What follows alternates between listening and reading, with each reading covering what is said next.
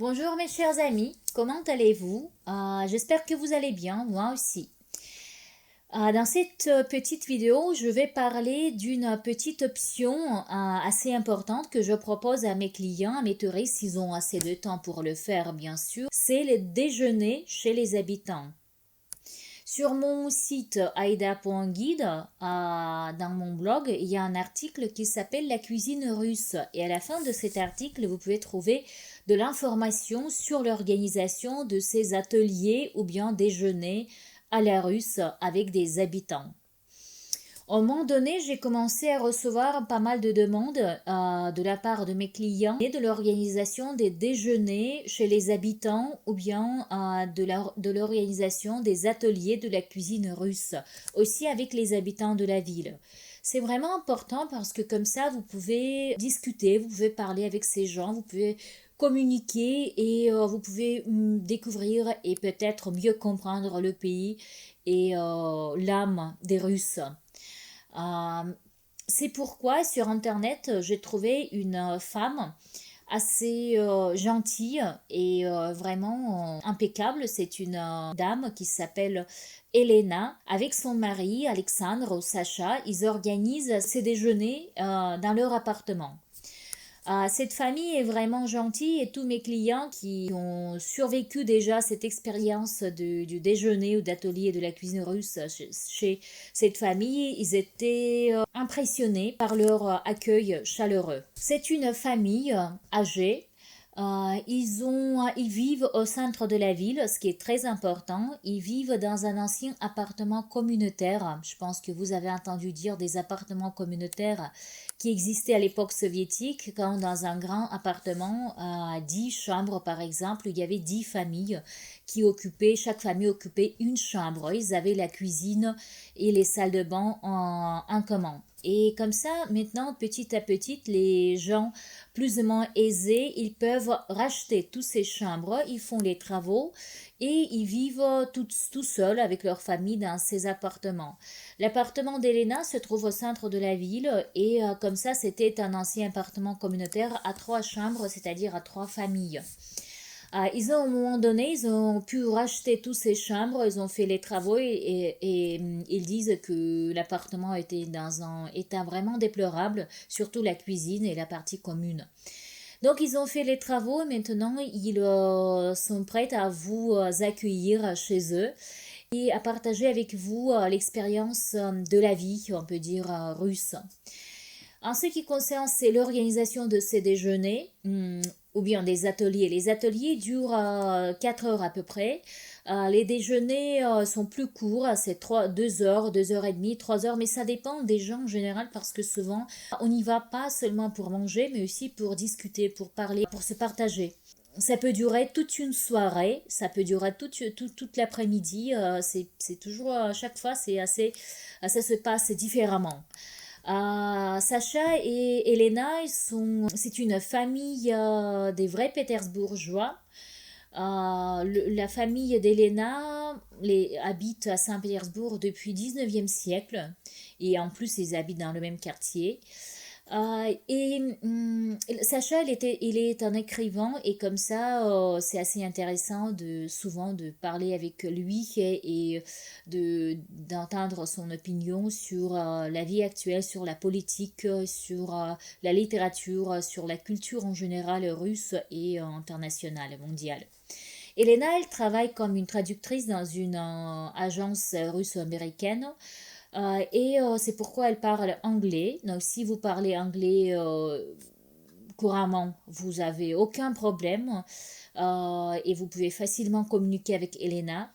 Si vous parlez pas anglais, je vais vous accompagner pendant ce déjeuner et évidemment que je vais traduire du russe en français ou français en russe. Donc ça se passe toujours facilement et en plus la famille est tellement magnifique et tellement chaleureuse et l'atmosphère est tellement chaleureuse qu'on n'a pas de problème, on sent pas de problème avec la langue. Ça se passe toujours parfaitement. En ce qui concerne les plats qu'on propose, on s'adapte toujours aux gens qui viennent et vous pouvez toujours, et vous pouvez toujours me demander ou m'écrire quelques souhaits, quelques préférences et je vais dire à Elena qu'est-ce que vous préférez comme plat, comme boisson, comme les entrées, etc., comme les desserts. Mais en général, elle prépare toujours elle-même avec Sacha et ce sont toujours les plats de la cuisine traditionnelle. Les entrées, les salades, du hareng, on boit de la vodka. Si vous voulez pas, si vous n'aimez pas la vodka, vous pouvez boire du jus, de l'eau ou bien du vin. On vous fait goûter les vins géorgiens ou d'Abkhazie qui sont bien réputés en Russie. Ensuite, comme plat traditionnel, on mange bien sûr la borscht. Ça, c'est Sacha qui prépare borscht. Il prépare vraiment parfaitement. Et puis, comme dessert, on peut manger aussi les sucreries préparées par Elena avec du café.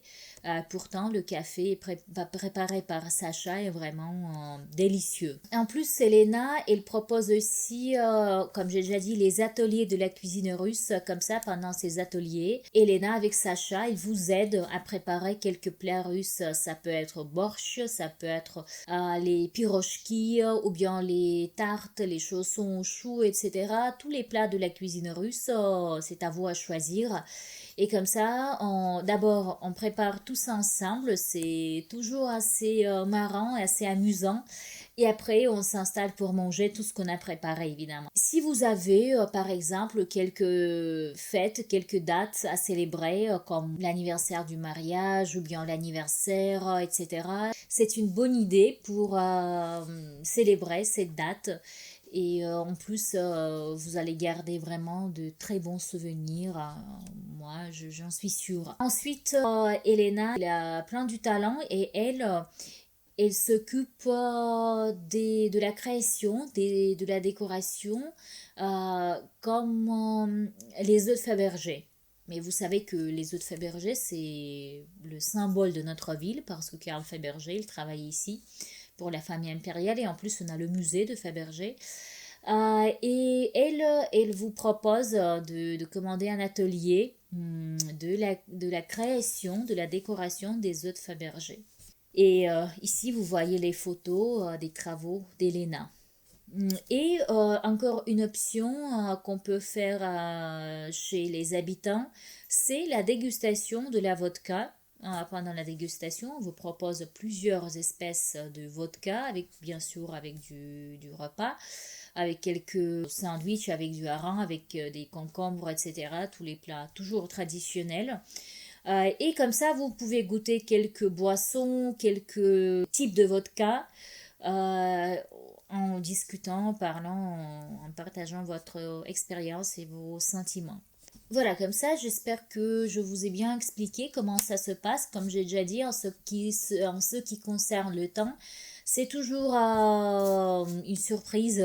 Ça peut durer 2 heures, 3 heures ou 4 heures. En fait, ça dépend de ce qu'on fait et ça dépend de vos intérêts et de vos questions parce que les gens, ils posent souvent plein de questions et sur la politique, sur l'histoire de la ville, sur l'histoire de la famille d'Elena et de Sacha et ils ont plein d'histoires à vous raconter. Ces déjeuners, ces ateliers, ils se passent toujours parfaitement.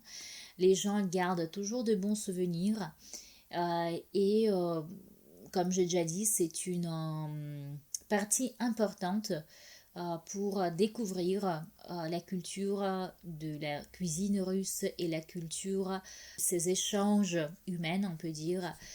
Ça donne une autre image de la Russie et une autre image des Russes en général. Et peut-être ces ateliers, cette option vous aidera à comprendre un tout petit peu l'âme russe, qui est vraiment assez compliqué, assez sophistiqué. En tout cas, si vous avez envie de faire ça, vous pouvez m'écrire. On va choisir la date quand ça sera possible. Elena avec Sacha, ils sont toujours très heureux de vous accueillir, de vous voir. et de vous faire découvrir la cuisine russe et leur appartement et leur histoire personnelle. Moi, je suis toujours heureuse de vous recevoir ici, d'être votre guide, de vous faire découvrir ma ville, ma belle ville et l'histoire de mon pays. Si vous avez des questions, vous pouvez toujours m'écrire. Je suis toujours disponible et vous pouvez me suivre sur YouTube, Instagram et Facebook. Je publie de temps en temps les vidéos, les photos, quelques informations intéressantes. N'hésitez pas à m'écrire et à bientôt à Saint-Pétersbourg. Bisous, au revoir, Aïda.